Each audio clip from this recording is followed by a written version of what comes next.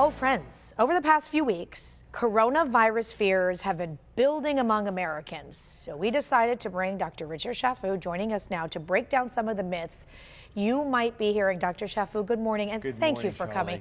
Good to be here. All of these that we're about to talk about, yes, I personally have seen posted, circulated, texted to me by people that I can't believe would even consider believing some of this stuff. But when you get this information out to people who are just looking for answers right now, they're just about ready to believe anything. Exactly. And that's the problem, is that there's a lot of information out there on the web, but just as there's a lot of information, there's also a lot of misinformation. And how does the public navigate the healthcare system? It's very complicated unless you have a medical degree, and even having a medical degree, we're all within our own fields or specialties, so it's a complex problem. Can we go through some of these? We can. And let's talk about it. And then friends, if you've seen any of your friends or family posting and talking, you can just call them and say, don't do that again.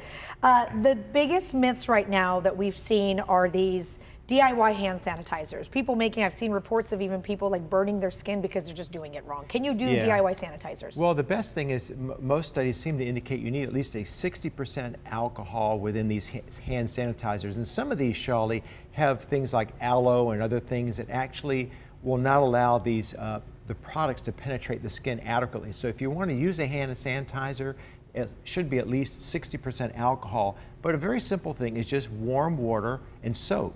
20 seconds of warm water and soap. Any soap. Any soap. It doesn't need to be antibacterial. It doesn't need antibacterial. The concept is that you're ridding the viral load off of the surface that you're getting from a contact surface, which is one of the ways it can be spread. Every emergency, airborne, vitamin C, zinc, everything is off the market. So I've read tons of things. Take this, take that, take this, take that. What is the evidence here as far as supplements go? So it's weak, and again, we're learning more and more about this virus as time goes on, but there's no direct link between these. So you want to take supplements or vitamins, it's fine, but it's not necessarily going to protect you against something like the coronavirus. What about boosting your immunity? So our immune systems overall are pretty healthy, and the concept of boosting your immunity, again, is not a lot of evidence based on that.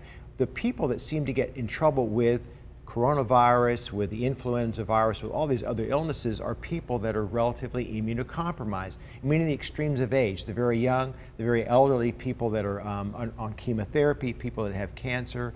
These are people that are at most risk for not only this virus, but other diseases that can be easily spread. Okay, I've read 2 emails about don't let your throat get dry because the virus will stick to your throat, so drink water every 15 minutes. And then I read another one that drink a lot of water so you can flush the virus into your stomach and then the acid will burn it.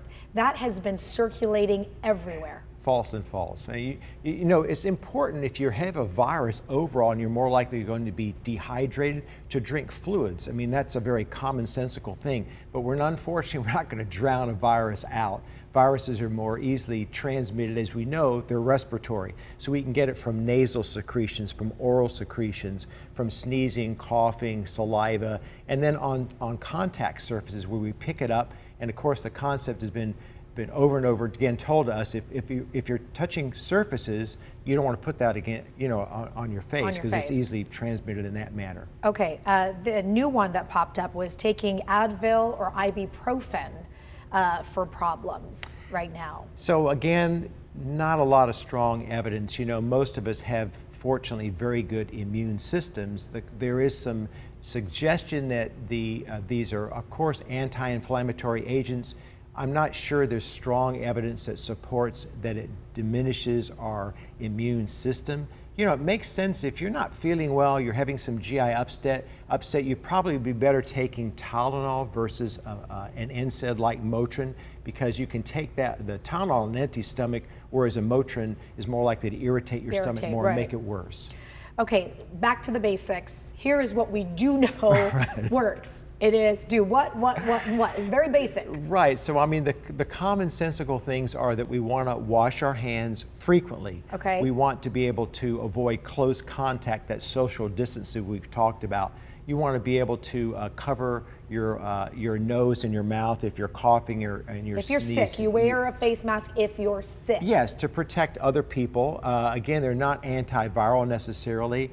And then obviously when do you go and talk to your doctor? When do you call your doctor's office? Do you just show up at the doctor's office if you're not feeling well? Probably not a good idea, but calling your physician's office and saying, hey, I'm not well. And then what are the things that we would look for that will be some red flags?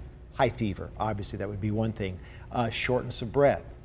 Difficulty breathing, confusion, confusion or being disoriented or blueness around the mouth may indicate a lack of oxygen. So those would be more serious indications to call your doctor's office and get advice from the nurse. And other than that, just stay home. Stay home, stay put, yes. Dr. Chaffoo, thank you for doing this. You, I'm going to Shally. post this up because I think a few of my friends need to see it. All right. Chrissy Russo, 749. I wish this would be as easy to drink lots of water and flush it down your stomach and let the stomach acid burn this virus. Wouldn't that be amazing?